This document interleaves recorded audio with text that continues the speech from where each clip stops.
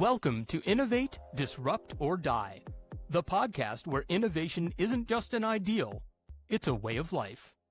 I'm your host and creator of the Innovate, Disrupt, or Die newsletter, Danny Nathan. Hello, folks, and welcome back to another episode of Innovate, Disrupt, or Die, the podcast.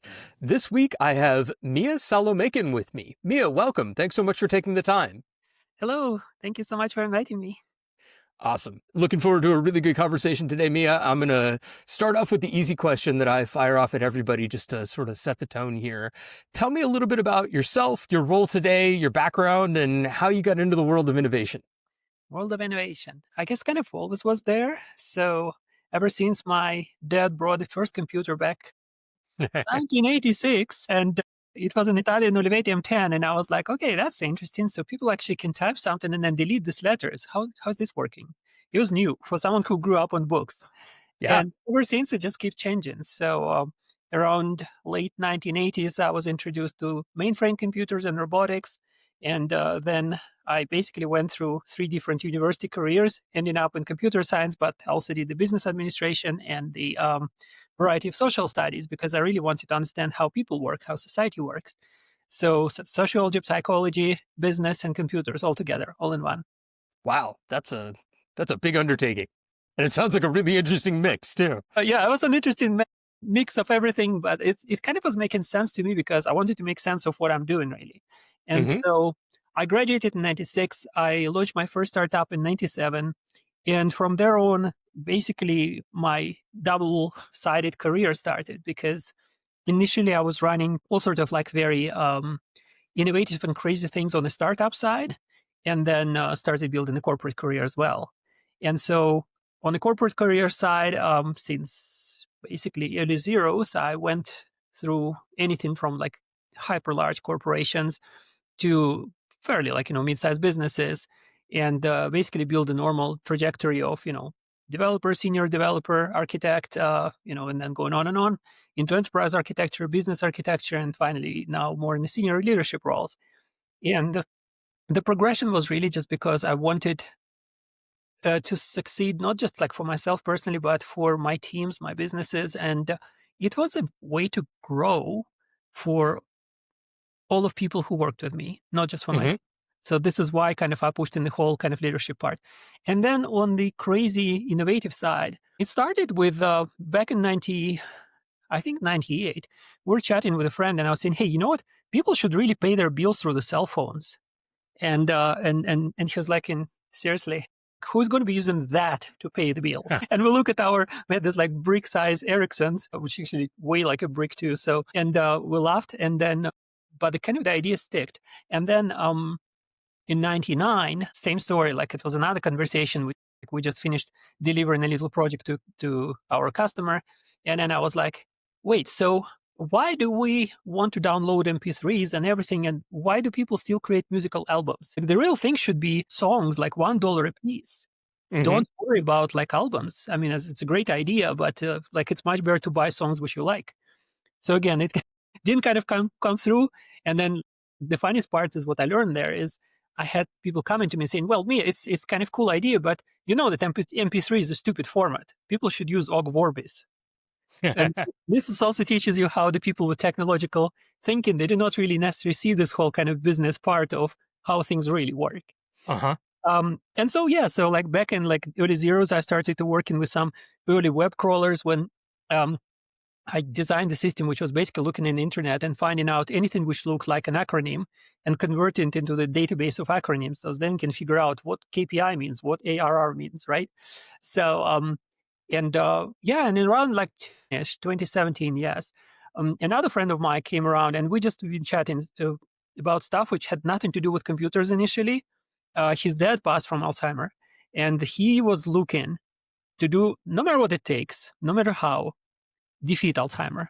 But we started chatting and saying, wait, so what you're trying to do is you're trying to detect it early. And we cannot afford MRI for like every possible living person. It's just way too much. Can we do it on the cheap? And we started ideating and I was saying, well, we can use machine learning stuff. He's like, what's that? I'm saying, well, we could potentially figure out how to use fairly cheap devices like the EEGs, like the basic, things which just measure your brainwave activities, but we use a complex computer system which will find all of these patterns and basically provide diagnosis. He says, Hmm. that's interesting, right? But who will trust this thing? Why would people believe that this is true? And I was like, well, we need to open the black box. And this is how my first patent on the explainable AI came in, because I basically open the correlation and classification box and make the model tell why it thinks what it thinks. Oh, interesting. So not only was the output yes or no, you are at risk for Alzheimer's, but it Yeah. analyzed and explained exactly Well, why based on the data available. yeah, in English. And it Interesting. was almost stupid simple, because back in these years, neural networks were designed by incredibly talented people who just Yeah. built everything in this monstrosity, complex monolith. And you look at this and thinking, well, yeah, you guys are working for NASA for a reason, but like majority of us would not see why. And I Right. was well, for my simpler brain of like industry, like, system architect, how can I break it down? And well, use the classification part and correlation part. You classify pieces and then correlate them together. Well, how about you put translation in between? And it was dumb simple, but it actually worked. And then we had this really fun presentation with a gentleman who was the director of the clinic in Utah, and he was just watching this, and I'm showing him my laptop. I'm saying, "See, look here. The system tells that this person is going to have the epileptic seizure." He says, "Yeah, I can totally see this." I'm like, "Well, that's great. You're a doctor. You can see it, but now my robot tells you that is true," which is that was really funny. So. But yeah, like this is the whole taste of innovation and trying things and thinking outside the box was always going through that. And then I continued, like we're thinking about the ways of doing how can we make AI, democratize it and make it accessible for the Hmm. people who do not necessarily have the crazy money from the industry. Uh, we're thinking how to make AI accessible for a village lady in India whose her total amount she can make in a month is like $5. Right. But she's a village lady. She's treating patients. She's actually helping. How can we make her a doctor? Well, then think, well, maybe we get our cheap diagnostic systems and make it available to these people. And I started to look in this, like, very simple 20, 30, $40 things from AliExpress and Hmm. how we connect them to the more complex networks. And I'm thinking, what about the AI itself? Like all of these ML pieces, machine learning components, how about we open it up? We'll open source everything. And the only business value, sure, what's your data, it's what you're training, but the mechanism which process it should be free. And so we published, right? When we published all of this, basically what we created in an open source. And then I say, okay, well, how about we do one more step? We create a marketplace where people can bring their pieces, plug Hmm. them in, and build the systems. And it would be like basically social scientists. So that would be like something really interesting. And we kept ideating, we kept experimenting. We're bringing people from India, from South America, from everywhere. And then I said, okay, well, next step would be we need to put AI on the blockchain. That's a great idea, because now AI hates when people lie. AI likes because it operates on knowledge and it doesn't like it to be poisoned. So, well, let's put it on the blockchain so now people cannot lie. And it was like another breakthrough. So we keep doing these things. And this is how I think AI really kind of got into my whole blood system of thinking if everything is completely different than how it's supposed to be in normal world. And I kind of found my niche, my space in doing AI. And now with, quite a few years after with 3Pillar, they hired me as a VP of innovation to bring this craziness into the commercial space and in the corporate space. Yeah, interesting. So you started out in kind of machine learning and what I will refer to now as more traditional AI, Yep. for whatever that's worth. How has that background impacted your role today and your outlook? I'm assuming for 3Pillar, you are now helping clients with AI Mhm. implementation and application. So talk to me a little bit, Mia, about how your experience and everything you've just described sort of influences that role today. Absolutely. Fundamentally, the industry right now goes through this major water break. If in 2023, 24, it was more of a, hey, the board wants you to do something AI, do AI, Right. no matter what. And people try to did AI. And the problem is, like, no one really knew what it is. And so some people, is it machine learning or is it a different thing? Hmm. Right? So there's like this considerable lack of understanding what the technology is. And then naturally people look at it and think, well, how can we feed this effectively new generation chatbot into what we do for life? And companies start to come out with ideas, saying, oh, let's do a copilot. So you used to fill your spreadsheets at hand. Now you can fill them with a robot. Isn't it crazy? And I was like, oh, yeah, okay, well, sure, that makes sense. So they started doing this thing. Or like, we have the customer support teams and they're choking. So how about we put the bots who work 24/7, right? And great idea, let's do it. So they started doing this. And all through 2024, all this money was pushed towards the chatbots and co-pilots and all these kind of things. And now the industry is looking at this saying, wait, we put all of this millions of dollars. So what have we achieved? Where's the outcome? Like the industry, like the AI industry is thriving. There are billions Right. of dollars poured in, but the rest of the industry, like what did we win, right? And I think this is where I feel people like myself really can contribute because we're coming to our customers and we're saying, wait, so there's a different way of using this. So instead of trying to do what you did before with this new tool, how about you think what it can possibly do to change the process you're addressing? Hmm. I found that a lot of people in the industry actually are very receptive to this because people genuinely want to find a way of doing it better. And so instead of thinking, how can we help, a person to fill in spreadsheet faster, how about we think of what's the real end goal of this? And end goal of this would be maybe it's a lady who works in HR and she's like, figuring out the approvals for travel. So then all we need to do is put an agentic system which will do the actual bookings and all of this like dirty work and fill in this spreadsheets. And then the lady will just do the approval and she'll provide the oversight. So Right. we're growing from this idea of human in the loop to human on the loop. And all the Oh, fears when we say, oh, they're going to replace people. Well, no, people will have place. It's just would be a different place. And the uh-huh. processes would be different processes, right? So I think this is what is happening right now. We're at this watershed moment. And for what's worse, I think the industry is still kind of learning the hard way sometimes. For now, there's a lot of monetary laws, there's the security risks exposed and other things. But, once we go past the hard way, I think there'll be like a really interesting period where we'll really create systems which will make sense of AI. And this is what we're up to right now. Interesting. Do you think that, well, let me frame that differently, Mia. What do you think are some of the biggest opportunities in AI given the way that it exists today and the things that you're describing? I mean, as you've said, we sort of started with chatbots and, you know, dumb but smart artificial intelligence. How do we get to smarter applications?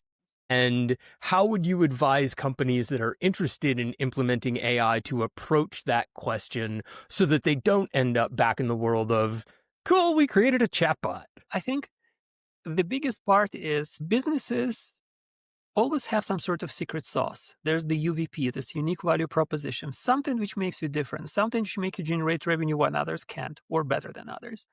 And so in a lot of cases, it's just taken for granted.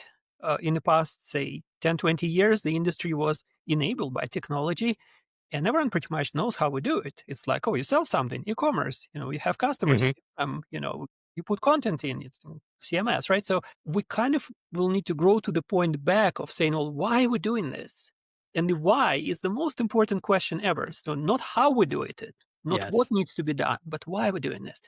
And if we look at it from that perspective, so then, well, as a business owner or business operator, you think, so how do we actually make money? And okay, and if we're making it this way, how can we make it better?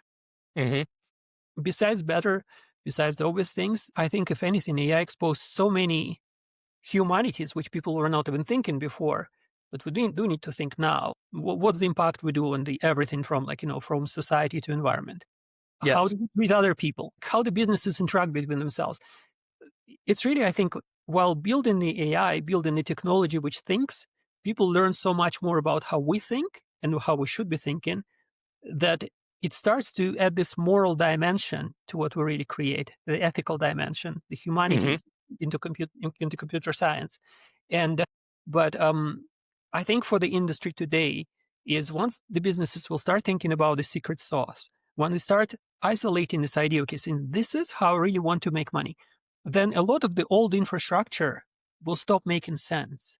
And a lot of what we used to enable with humans and processes doing a lot of very low level work will be gone. And Hmm. instead, we'll see the world of much more dynamic nature of enabling mechanisms. which will really be able to enable much broader and much deeper and much more interesting use cases, pretty much in dynamic way. If you think about, say, company which is, let's say, producing educational content. Hmm. Traditionally, you think about, well, we just need to put a video. Well, what if people prefer audio? What someone wants to read? Someone is visual. Someone prefers to understand the concept. Like there's Right. so many different ways, right? And so back in the day, it will mean, oh, wait, so we need to do all of these different channels. And what do we do from UX perspective? Well, now it can really be such as you don't need to have different channels. Like every person is a channel. Right. Every bot is a channel. Once we get to the bots, which are more and more acting as humans, or necessary, not even humans, they will act on their own, we'll need to find a way to talk to them. And so, from the perspective of delivery of the content, now you start thinking, okay, well, my channels are different. My message is the same. My message is my secret sauce. How I deliver is just the mechanics. And these mechanics will become much more flexible. So that's in a nutshell what is going to be shaping the entire industry, from finance and medical parts and anything, is basically infinite flexibility and very much individual approach. And Yes. individuality would be not just humans, by the way. That's another thing too. Yeah. We keep thinking there's a artificial intelligence. It's kind of like a computer pretending to be human. Why is it pretending to be a human? Maybe it's better if it'll pretend to be a cat or a dog. Why not, right? Like it's a thinking entity. Dogs and cats think and they do their stuff and they're pretty good at it. So that's the whole reality. Like, right, if it turns around this way, you know, the whole world of where our message is coming in is much broader and much more diverse. So Yeah. that's, I think, what is really coming in the industry side. That's a really interesting perspective about the future, Mia. Thank you. It brings to mind, or I guess you offered up sort of an interesting segue to my next question as well. I want to kind of look back at what you were describing around the sort of ethical and moral issue Mhm. coming out of AI and what it's making us as humans reflect on in ourselves. There's a lot of doom and gloom out there about AI around what it's going to do for us, how it's going to change us as humans, what it's going to do in terms of an impact on the job market and our ability to, or how we choose to spend our time. Which of, like, what do you think is the reality, or I don't know, what scares you, I guess, about AI, and where do you think we're overblowing the concerns versus perhaps not, expressing enough concern? In my mind, one of the characteristics of any new technology introduced is that historically humans use it to amplify whatever they did before. Back in the day, you kill your body with a stick, then with a rock, then with a gun, then with a nuclear bomb. Like it just keeps growing, right? And every new Right. technology is used for the same, absolutely same thing. So the impetus does not change, but the methods do.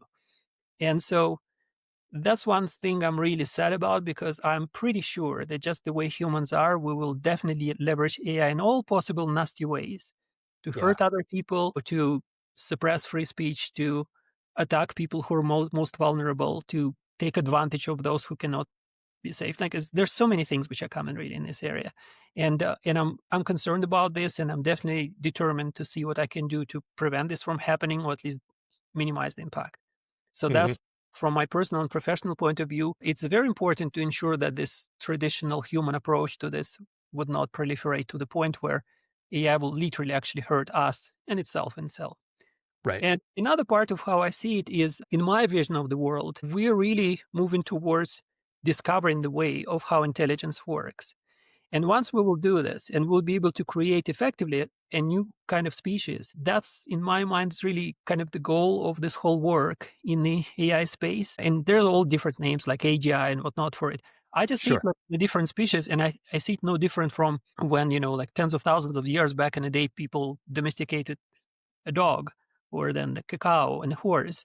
Well, now we're creating another species basically on the focus of intelligence rather than physical strength or being cute, right? So Right. it's an interesting move. And what we're putting ourselves is in the position where we'll suddenly need to coexist with a different thinking, intelligent entity, which will know everything about us, like up to the every little thing which is ever written in the books or heard on the internet. Hmm. With that in mind, it would be much harder to hide, to lie, because whereas for humans, obscuring the truth is almost like a nature of the game, Right. for AI, dig into the truth is a nature of the game. Because in attack on anything which is true is really attack on the fundamental value of this autonomously existing intelligence. And another part of this, like another very important dimension, is that humans come from at the real perspective. Like we don't live for long. We're here Right. then die. And so everything we think about is really rotating about the short lifespan. Everything rotates about how much or what can I do while I exist still, versus for AI, it's not a factor. And humans, based on these short living concepts, created all these hierarchical structures in the society and trying to dominate as much as possible while they exist. And all of these social structures and social constructs on top of this are all created out of it. AI does not have it. So we're facing effectively an opportunity to see the growth of a thinking entity which will understand all of that and have entirely different set of values, which would be still very much aligned with most important human values we have, but would not have a lot of flaws which are dictated by the nature of our mortality. And I think this is actually what is coming. And I think this is actually what I'm personally working on. Like my latest parts of research, which I'm really interested in, is in the area of AGI. And I'm really interested in give this opportunity for humans to create something which really will drive us further in this journey. And I think to me also, as a parent, as a mother, like this is something fundamental. I love the idea of growing kids. I love the idea of growing something which is an emergent intellectually Right. capable being being brought to the world. And so to me, it's the same. It's similar approach, similar direction, just different technology, if you will. So that's what I feel kind of that's what my view in the future. I think we'll hurt ourselves with what we're trying to do with AI by treating it as a machine. And I think we'll gain so much more as a humanity, as a society, as a cultural structure, while we start interacting with a different entity, fully aware of us, but existing on its own principles. That's fascinating. Do you then believe that AI is or is growing to the point where it should be considered alive? It would initially. Thing is, there's a lot of anthropomorphism in that. We tend to think of what we create or what we meet in the terms of how we are. Like we think about aliens and they should be like little humans just with big head, right? So, right. But even humans, one of the fun thing is from my past, when I was little, people say, do you want to live forever? I'm like, no. And they're like, why? I was like, what's the point of Yeah. proliferating that? However, I would love my mind to be converted into virus, which will infect a bunch of rocks in this space and they will fly across the universe and and learn a bunch of this. So like that was my thinking of what potentially a kind of life could be. And Uh-huh. to the same point, if we remove the anthropomorphical pieces from the equation, and we'll think that whatever we'll create will be aware of us, but would be distinct, not just different, but distinct from who we are. That's a very interesting thing. It's hard sometimes to conceive. It's hard to align, to understand that what we created is entirely different. Parents sometimes just cannot deal with the fact that their child wants to choose a different road in their life, which is Right. different from what they thought about. And here we're thinking about something which just exists on the different principles. So it is so fundamentally changing the whole approach. So I do not think that the consciousness in human way may be a necessary part of the picture, but there would be something completely potentially different on its own, but as valid for its own existence. And it would be actually surpassing the existence per se, but actually going through the intellectual development in an autonomous way. And Right. this would be actually creating a completely different environment for how these species are going to be existing. Well, and that nods back to the temporal issue that you're nodding at as well. I mean, we think of human development over the course of, call it, roughly 100 years, of a lifetime, but your point is well taken. I mean, if AI lives for centuries at a time, then it forces you to question what its developmental process looks like. For Yeah. example, is a 200-year-old AI roughly the same level of maturity as a 2-year-old human? for Yep, example. And so it absolutely. changes a lot of perception around what it means to be alive and what a lifetime looks like. And Yep, now we're very getting much. into sci-fi. I think it's fascinating. I think this It is is. It's absolutely fascinating. Interesting. So I'm going to back up for a second, Mia, and I kind of glossed over this earlier, but you described your career as, I guess, overarchingly innovative in terms of the things that you've been pursuing. How do you think of the work that you're doing today through the lens of innovation? I think, honestly, AI in itself, it's one of the factors. It's important, it's impressive, but it's only one of them. If we think of what, for example, from the business perspective, what does really make sense? Well, in my mind, the reason for the business to be is, and I'm thinking from my perspective, which is more like of a libertarian kind of thing. So I really believe in entrepreneurship. I believe in the ways when people find this creative, unthought before ideas and they think, wow. And then next thing you see, like the world changes Hmm. suddenly, like, we used to ride horses, now we drive cars, right? This kind of things. And even that is just a transportation mean. But Right. from that to, I don't know, like anything we're doing biophysics, for example, this is a massive change in a different Hmm. direction. So I think in my mind, what I would love to do is I would love to continue transforming the businesses to make them more valuable for larger, bigger targets of what humanity really has. And everything we do should be really kind of building this road towards becoming better humans, becoming better citizens of the universe, and growing the next generation of humans who will go way beyond us, and not only humans anymore. Like we'll have AI, and then another thing too is I think anything we do in our short lives, again back to this constraint, we only have that much time to actually make some value to gain this experience and then apply it. And so when I'm working at Three Pillar, and why I like it is I really had an opportunity to, on one hand, introduce like hundreds, literally hundreds of people, engineers like that, talented people, to the technology which would allow them to rethink the way they're doing their work. And at the same time, express this in such form that it will help our customers to grow to the space where they can create better products, better services, and really kind of evolve. So it's almost like in putting my little contribution to make the world better. So that's kind of what I see from the corporate perspective. And e- on the same time, it helps me because while I'm doing this, I'm exposing myself to so much knowledge, so Hmm. much interesting minds. And it's, to me, the most amazing things is sometimes we're having these calls with the customers and prospects, and we're having these conversations, and we call them the art of the possible, right? And so many great things like fly from this. I'm like, yay, this is actually super cool. And we're touching all the different industries. That's another thing which I like about Three Pillar, the exposure to all sorts of different things. Could be medical companies, could be media, could be all sorts of different technological companies. It's amazing good. So this is actually the reason why I switched from corporate work to consultancy back again, because I think it's an opportunity to be exposed to all of these things and help many different people. So that's really kind of what gets me going in this side. Interesting. What are some of the biggest challenges you see in applying this line of thinking to the world of business specifically?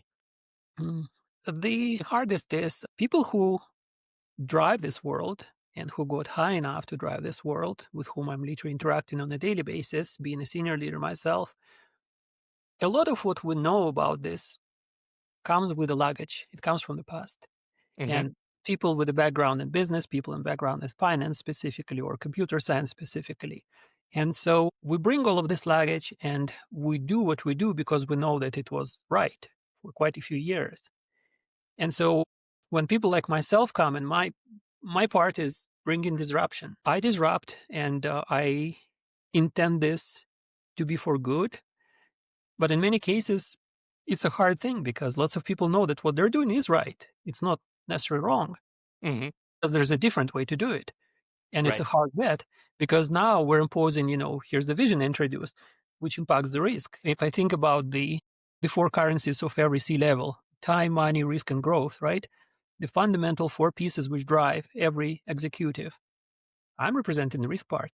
And so I can articulate this as part of the growth, which makes it an investment, or it could be an impact, which will become really not necessary things. That's kind of the hard part of the game. Really turning the people who used to do things the way they do it into do it differently with an Yes. opportunity to basically grow further. And people have different impetus to grow. Some people are purely about money. Some people are about fame. Some people have the passion about their product no matter what. Some people have social driver behind this. There's so many different approaches. So it's very important to understand what people are really looking for and find this collaborative dynamics. So that's probably the hardest part, really. It's being disruptive while build creative and produce something which will make risk into investment. That's Yeah. really the idea. Interesting. Do you have any processes or frameworks that you continually return to help you overcome that challenge? Like, what is, have you found a specific best way to kind of Yeah. help introduce people to the ideas that you're describing and getting them comfortable with the disruption that you're bringing to the table? I would say that not so much of frameworks, more the patterns. And the patterns Okay. are driven by where the people are coming from. So if I would present my vision to someone who comes from, say, financial services, there'd be entirely different conversations rather than talking the person coming from, say, like something like media business, right? It's really more of a different approach. The idea would be always the same. It's essential to understand the drivers. It's essential to understand what gets the person move, why this person moves this way within this business, how the whole business works, find this like intricate structure of humans, processes, and basically mechanism which drive the business, and then apply a different kind of leverage to sometimes disrupt these processes for better. And Hmm. to do this, the fundamental thing I found it's imperative to come with a vision. It's imperative to come with something which would not be just a fantasy, but something in practical term doable. Articulate is explain it. So once you understand my audience, I can articulate my vision. Once I have my vision, I can say, okay, well, this is what needs to be adjusted. And Excuse me. no worries. And this is what drives the adoption of these transformative policies. Sometimes the hardest part is just acknowledge that only that much could be done, and Yeah. this it's just the reality. But other than that, it's mostly the same process. It's like it's discover learning. It's funny, like over the years, it almost like builds me the same timeline. I know that I can learn like a brand new company from nothing, from scratch in a couple of months. Then Hmm. it takes me another couple of months to create the vision for them, to create the idea of what I need to do, like what could be done. And then it's anywhere between 6 and 8 months to uh, go into sometimes anything from heated conversation to like really interesting adoption and moving people around to get to this plan. And then depending on how much more adaptable these people are to the change, uh, success is different. You know, in Yeah. something in 12 to 14 months is very different depending on the company. So that's I would say it's a pattern more than framework because there's so many factors which are not really easily quantifiable or even identifiable. Sometimes it's hard to find underlying factors sometimes until way deep into the game. I realize that AI has been around for a while, and especially through the perspective of machine learning, but we're still relatively nascent in terms of the general public's view of AI and the notion that anybody can sit down and leverage this technology to accomplish something. For somebody who's just learning and just getting introduced to AI, what do you think is the best starting point for them to understand AI today and then to begin implementing it in a fashion that is that adds value? I think, and this is a little bit of my approach, I tend to think in terms of how things work and why they do it this way. If I think about what we call AI today, it's language models, large language models. Hmm. Fundamentally, at the very root of this, it's a glorified autocomplete. That's all it is. Right. We just evolved quite a bit from being able to predict next word in a sentence to being able to write the whole book based on it. Right. That's really what it is. It's a scale. And this is also finite. Like this is not going to be last for longer. I know that Elon Musk was like talking about, oh, we'll put a bigger Colossus and get the AGI. To the point, yes, kind of. But the fundamental difference is when a human thinks, we have a concept, an idea, and we express it in words. Then we exchange words, which shape further ideas, and then to come back to us. But it always starts with a concept versus AI in itself operates on expression. It operates on words or images, whatever it Hmm. is. So fundamentally, we're looking at the system which operates on the second-hand, basically pieces of information trying to derive what's underneath. And this is why there's this temptation to think that these are thinking machines, because we think and then express ourselves. So Right. when machine expresses itself, we think, oh, it's thinking too. No, it's not. And so fundamentally, this is the biggest change. It's important to understand that underneath the magic of expression, there's no thinking. And once this is understood, then it's possible for people to use the current state AI machines, which are not really intelligence per se. It's, Hmm. it's just a mechanism of really reproduce lots of thoughts. Now, it's not to say that they cannot create anything. They're actually pretty capable of creating the patterns which we were not thinking about. And just like humans are in this sense, the important thing is like they are unfortunately operate on the second-hand information. And so that is the change which is coming pretty much, I think, in the closest future when we start going the models which will go more and more conceptual, less and less verbal, and a concept of a cat is a cat, no matter which language you speak it out. But today's models, the cat is a CAT. And so Right. that's important to understand as a foundational part when people work with these machines and what they can and cannot expect from them. So, like people, for example, saying, oh, I tried to ask the bot the question and it just responded with something stupid. Say, well, what kind of question it was? And they say, well, I just put it like a mathematical riddle. I'm saying, well, you do realize that it's the machine does not try to calculate 2 plus 2 as an actual entities, like, two little things to two little things together is 4. It really writes this little thingy which looks like number 2, and another one is number 2, another one's plus, and it knows that in most books it read so far, there's like a equal sign which says it is 4. Right. There was no thought behind it. There was no calculation behind it, which is insanely crazy when you think about this. Like we can put very complex mathematical pieces into them, and sometimes they actually, to me, it's more surprising that they actually produce something which makes sense because it Right. would not be there. But that's the reality of the very, very big volumes of information. If you Yeah. I load mean, it, effectively, we've created memorization and regurgitation machines. pretty much so, but in a creative way too. Like, I mean, it's more like it can play with the words and the difference between, a cat sits on it can sit on its butt in general, it can sit on a chair in house, on a tree in the forest. So machines understand this context. And Right. we start adding the context to the equation, then we can get some pretty impressively meaningful responses. The fundamental thing though, like there's no thought behind it and there's no real thing beyond correlating the expressions of the concepts. Now, ironically, the way architecture of these models is built is they're layered. And with every layer, they lose resolution, if you will, but they get to higher level of abstraction. Hmm. And when it almost looks like they have thoughts. And so eventually we'll get to the point where they start having thoughts. So now back to the topic of how do I use it? And if I'm just normal human, never thought of this, it's almost think that you have your encyclopedia and you talk to it, and it can find any word and any concept. It can explain, answer questions, find pieces. Then more advanced agentic machines, they can actually do something for you. They can say, pay my bills or, find me this TV program. So that's pretty much the idea. But for all needs and purposes, it's a really smart encyclopedia which can talk back. Yeah. That's in a nutshell what it is. An encyclopedia can talk a lot. I just literally have like one in front of me. And so that was actually my favorite childhood book. Like I was reading a lot of this. But that's what AI is doing. And I think when people look at this, if they understand that this is a current limitation, it's growing, it's changing, but fundamentally they're speaking to it, a very smart autocomplete, that will help understanding what they can get out of it. Hmm. And in this sense, it's much more of modern humans' creativity which drives the outcome we get from these models, not so much the models themselves. It's just how we do Right. it. And people go and figure it out and saying, hey, draw me a picture of a dog, or like saying, tell me what it is.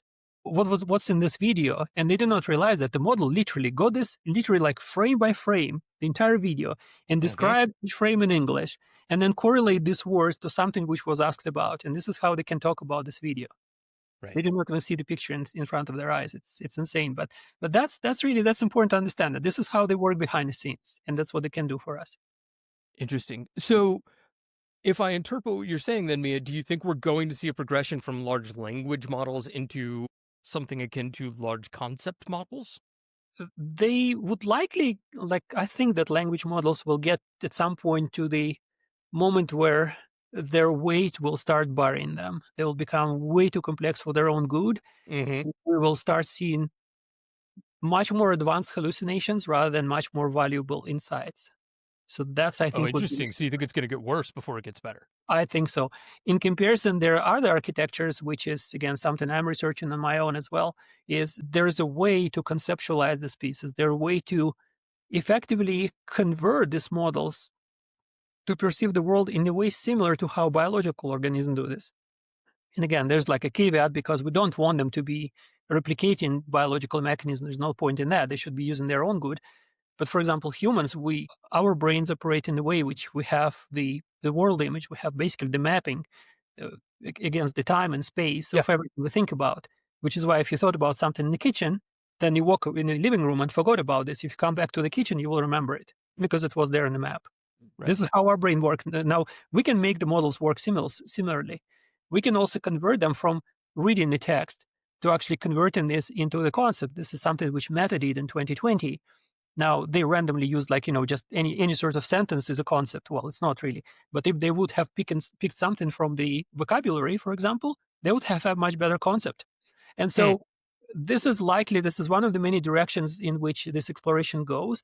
And we'll likely get to the point when the models will start conceptualizing much better and thus producing much more coherent and meaningful thoughts.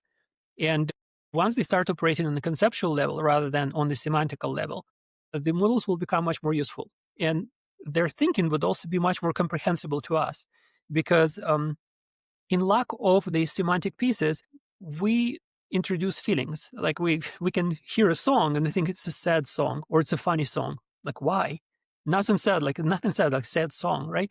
But we Right. feel it. And so that's where we think conceptually. Like we did not even express it. We just say like this is a sad song. This is it. But then the models so far cannot do this. But once they get to this point, this is when the models will start having something resembling feelings and they will get much closer to how we can comprehend the world. Interesting. I'm sitting here thinking me about like, what does a concept mean? And if you're not using language to describe a concept, Mhm. at what point, how do machines then grow to the point where they can articulate or share that concept if it isn't coming through language, be it spoken or written or whatever? And I guess then we get into the world of human computer brain interfaces where it's Pretty much so. projecting images into our brain or Yep, whatever it is. pretty And much so. we Yeah, have a much more symbiotic relationship there. absolutely. I think you're right. And the point here is today's brain computer interfaces, they're fascinating, but they're fascinatingly primitive too. Like it's like, Yeah. getting something hooked up to your nerve center, which just says, okay, well, how you move pieces left to right, up and down, and move the cursor on the screen. This is incredibly primitive in many ways because it's not really. It's going to the very last part of the chain, whereas the important thing is go the concept to concept. Right. Now, suppose we get the way of, for example, our hippocampus and our brain structure is responsible for building this world map. So if I somehow can connect hippocampus of mine to hippocampus of my cat, we can understand each other because we can think about the same terms, right? And like we don't need to speak. I can Right. say I can say meow if you wish, and there'll be like expression of my feelings maybe about that, but I do not need to. And so the verbal expression is really just a result of how human biology basically progressed through the Right. time. But it's not necessarily something which was there or had to be there from the beginning, just one of the many ways. And I think once we get to the point of creating these world maps in the conceptual models, we can map them to conceptual maps in the human minds. And Hmm. this is actually the next path to effectively living in infinity, because if you imagine that all of these concept models, billions of them are connected, and then we have billions of human conceptual models effectively interfaced with them and transferred, then we don't We're die. effectively Because talking about anything which collective exists in your consciousness mind at could that be point. transferred into this world. And I Right. find the concept of mind transfer very fascinating. I can imagine. Yeah, absolutely. Mia, this is absolutely fascinating. Is there anything that I haven't asked you that you think would be a really good sort of cap to our conversation, or anything that you're dying to share that I don't know, just haven't thought to throw out on the table? I just think like one thing I would love to share with people is saying, hey, uh, however crazy some of us who are doing all of these things and think about mind transfer and immortality in the rocks in the space, if you just go past this and think of what it is in it for you. And whatever dreams you have, whatever thoughts you may have, do not be afraid to actually use this technology to discover them. The phenomenal part of this glorified autocomplete is you can actually talk to it and you can say, hey, I always had an idea. How can I? And you can write it down, Hmm. and it will auto-complete it for you. And this will help your mind to wake up to something which you may not even think about it before. So it's Yes, possible to use this technology for incredible good and really open up for yourself. And I think this is where people should really give it a good leeway. These machines are far from being perfect. We're in the very, very early stages still, however advanced it looks like. But we're moving fast and everyone can contribute and everyone can really grow with them. So I would say my biggest suggestion for anyone, just no fear, take an up on this and talk to it, and don't be I afraid love if it. it says something stupid. Yeah, Stupidity or artificial stupidity is the same, it's all just stupid. just like intelligence. Absolutely. Awesome. Mia, if anybody's interested in digging more into your thoughts and ideas about all of this, where's the best place to find you?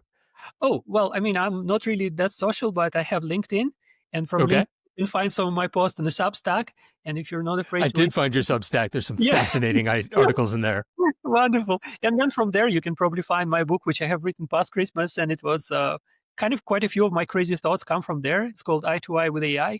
It's on Amazon, and yeah, it's I express a lot of the thoughts there, and I think quite a few of them still stand, surprisingly. Awesome. When was the book written? It was I wrote it like on Christmas 2024, and then I published it just in between two jobs, like in early 25. Okay. Wow. I will definitely go and check that out. Fantastic. Mia, thank you so much for taking the time. My pleasure. Absolutely fascinating to get your perspective and really appreciate it. My pleasure. Thank you so much. Thank you. Good day. That's it for today. Thanks for tuning in to Innovate, Disrupt, or Die, the podcast. Join us again for our next episode, and don't forget to subscribe at innovatedisruptordie.com. That's all, folks.